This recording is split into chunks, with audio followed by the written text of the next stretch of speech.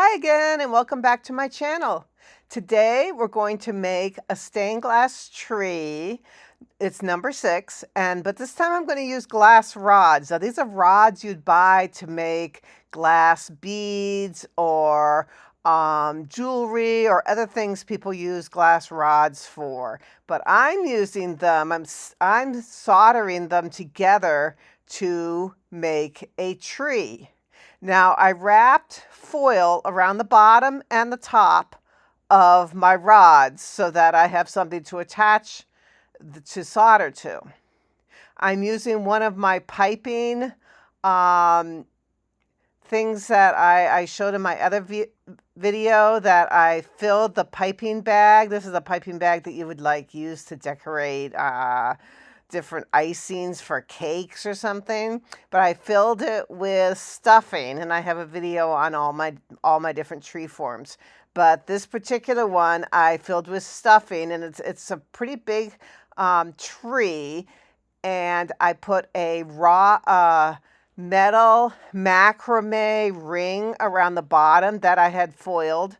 I've used 7/32 inch foil, and I just wrapped around the bottom of it so that it will accept solder. Because if you buy those macrame hoops that you can get, they use like an alloy, some kind of metal alloy that doesn't take solder very readily to it. So I wrap them with copper foil that makes them solder easily. Now, one thing you will notice with using this silicone piping bag that I used is that it's not that great for dispersing heat. If my iron does touch it, it does melt, and sometimes it actually melted to my projects. So I don't think I'm going to go with this particular material anymore for making different things to make my stained glass shapes on top of. Now, have you noticed that I've used my glass rods are slightly different colors? I'm using kind of gold and yellows and ambers and some greens, and that's the colors I'm using for this particular project.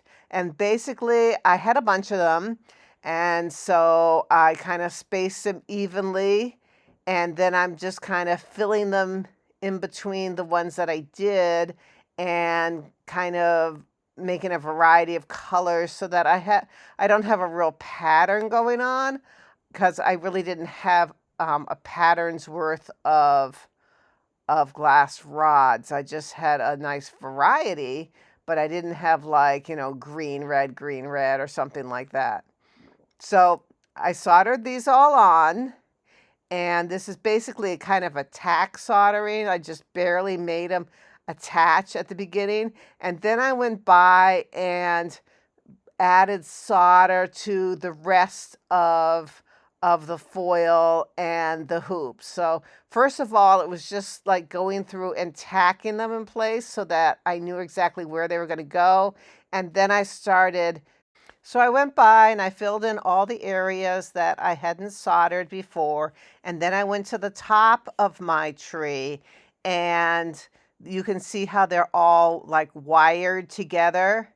I went through and soldered all the areas that I could at the top of the tree. Now this is looking down on the tree, so you can see I had kind of like a little hoop in the middle to keep them like round, and then I wired them to that ring around the middle. And then this is looking at my creation by the side of it. Now, I did solder all those pieces together as best as possible, and then I took some 18 gauge wire and looped on different crystals. As you can see, there's different shapes and different sizes of crystals. And right now what I'm doing is I made like little coily guys that these crystals are hanging from. And right now I am soldering any areas that are in the middle of my project. Now, I didn't want to disturb my little coily crystals too much. I only wanted to solder where they were needed to be soldered. So where they meet the other glass rods, I did add solder to them. So I just put flux inside, like between the different rods, and then I kind of snuck my solder iron in as much as possible to fill the area. So as I was saying about my gloves is the silicone gloves worked great. I mean, yeah, they're not completely heat proof, but they do really help it. If you get a spatter of solder on you, it won't burn as much as it would if you weren't wearing any gloves.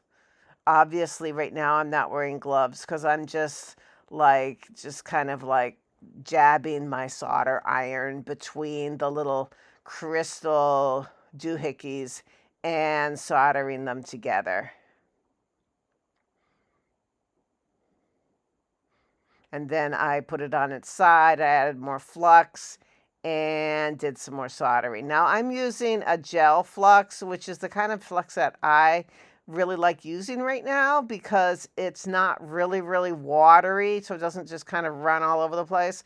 And it's not like a thick paste type that you have to really work on. Now I did patina this with copper patina, so it did get rid of the silver glow that was on the solder, but and kind of blend with the copper that was there.